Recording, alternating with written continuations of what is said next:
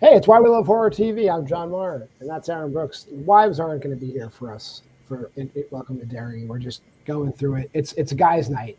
Yep. Aaron, how you feeling? Pretty good. Pretty good. Hey, but even though the women aren't here, this show has no shortage of birth canals. Every episode we get some kind of weird vagina monster. Yep. In every episode. But hey, let me just a little. Yeah. We'll talk about this episode. Yes. Yeah. All right. Your initial thoughts.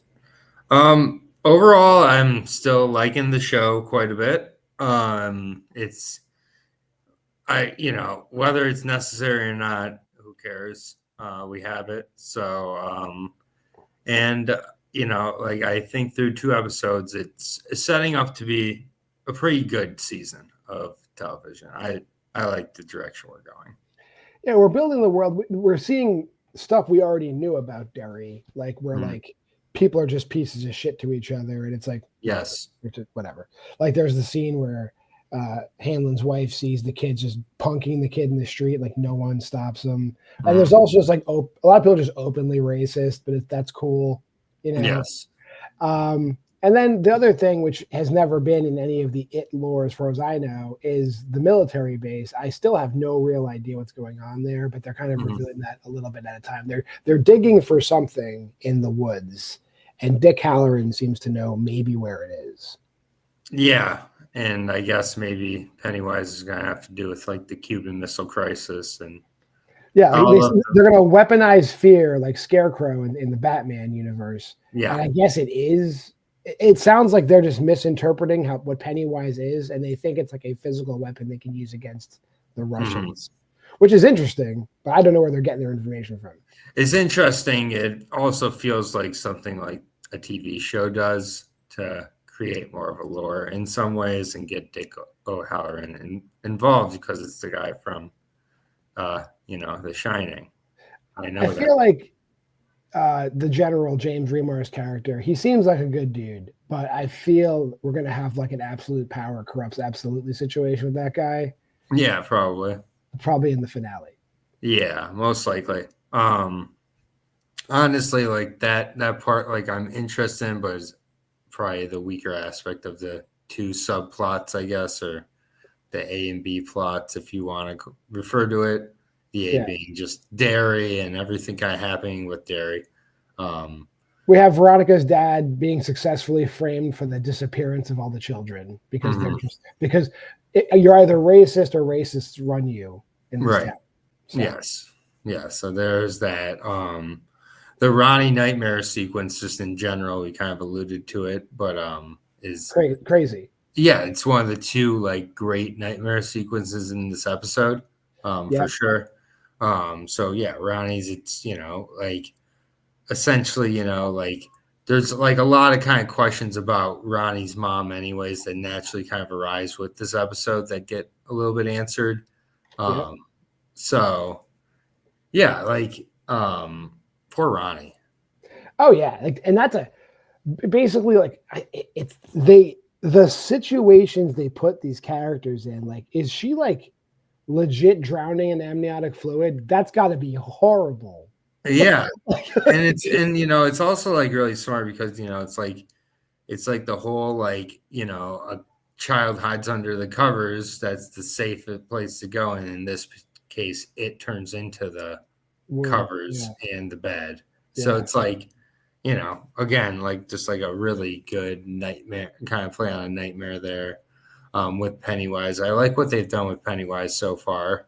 Yeah, we're not doing the full reveal yet. He just shows up as other things. And then we have Lily's scene in the supermarket, where the supermarket kind of becomes like the house from Vivarium, I guess. It just like it slowly closes in on her, and then she's and that's a great scene. That's my favorite scene of the episode. Probably is the whole supermarket scene. Like it just they do a really good job of kind of creating that tension, that like smile type of like jump scare that's becoming, or not jump scare even, but like scare where it's like in the corner of the screen and you want to move this camera, you can, and it's like following you around. So like that's a really good scene. And Lily is also a really good character. Like all the characters are good. I just don't love any of the characters yet. I would agree. I think all the characters are good and everything, and we're very early on, so this doesn't bother me. But like you could tell with the way they've painted Derry, like if anybody has anything different about them, that's just going to be what the whole thing is. Like Veronica's family is black, so they're going to treat them like it's Jim Crow. And Lily has a mental illness, so she's going to get sent off to the sanitarium. Yeah, Juniper Hills or whatever, Jupiter Hills. Juniper Hill, yeah, so on and so forth. So she goes crazy. She sees her dead father because her father died in the pickle factory. His body parts are in all of the pickle jars, and then which was a good scene. Yes, and then she's basically railroaded into the insane asylum. So that's where she's at for next week. And like I said, I think overall nothing really happened this week aside from just world building and a few really crazy scenes. Yeah, and like again, like it's just I'm still like kind of interested in why we're choosing to go just to this time period, other than to set up some parents of our characters or like uncles and aunts of our characters. Like I'm kind of curious because it still feels like it 2.5 in some ways, and in some ways trying to make amends for what it chapter 2 was. But it's still pretty good, but like I need a little more than it being like Cat's Eye 2 by making a Stephen King universe. I feel like Ujo's running in the background next episode. I'm not going to just be like, this is great now. All the Castle Rock stuff is happening. I feel like with prequels, it's a real challenge because like like Pennywise is going to survive it. Like right, so that's why I almost felt. That's why I'm just so questioning why the '60s aren't that different from the '80s with regards to the themes that we're tackling of like bullying, racism, isms, schisms. Like all of the above. And so I feel like if you're doing a prequel, why not just go like way before?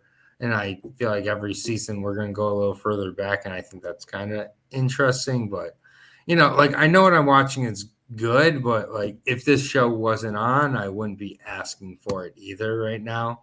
Yeah, I hear you. And I think the final convenience that we kind of glossed over is we hear it's not really throwaway dialogue because James Remar's character goes on about it for like a minute, but like we find out that Leroy, Mike's grandfather, I guess, had suffered a brain injury that damaged the part of his brain that controls fear, so he can't feel fear.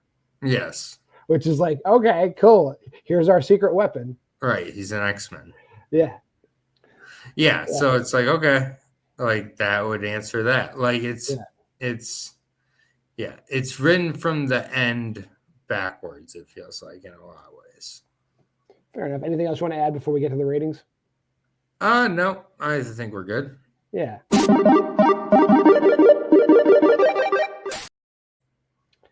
I'll go first. I don't feel like this is worse than the first episode, but we are kind of coasting from the first episode. The first episode also had like a couple like really crazy scenes.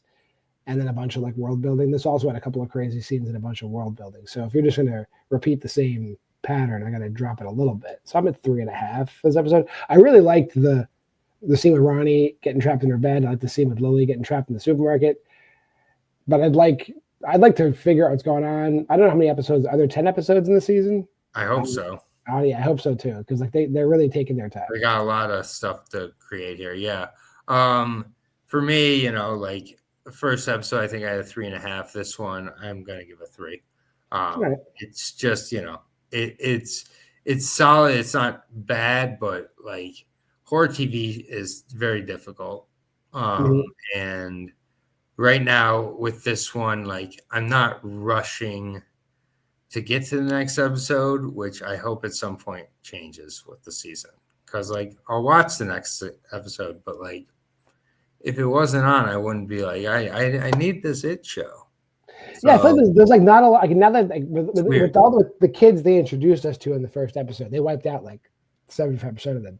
And there's other kids, but they all seem like side characters, like Lily's friend, and like we'll see, I guess, what happens with them. And like everyone is like, there's other relations we haven't talked about. Like they really want us to care about Dick O'Halloran. Like that is like supposed to really keep us satiated. Like And the sheriff is either the bully from It's dad or grandfather or uncle, because his last name is Bowers. Sure. Too. Okay, so like, we're getting all these connections, and like I see it, but like whatever. Yeah. So I hope this, I hope this isn't a slow decline as we go here each week. Well, I mean, they're gonna have to give us something soon. Yes. Yeah, but if you made it this far in the video, like, comment, subscribe, and share. Go to the Facebook group at Why We Love Horror. Check out all our letterboxes. Our letterboxes are here. There's more in the description. And also, we're done with that one challenge. We still have one challenge remaining. It's the Why We Love Horror challenge. Right there. Pause the video. You can check that out. See what we're watching. Watch some stuff yourself, or just wait until we start next year's and join fresh. Whatever. I'll give you a new QR code then. Until next time, I am JWMaher, and that's Aaron Brooks. This has been Why We Love Horror TV. Here comes that schedule.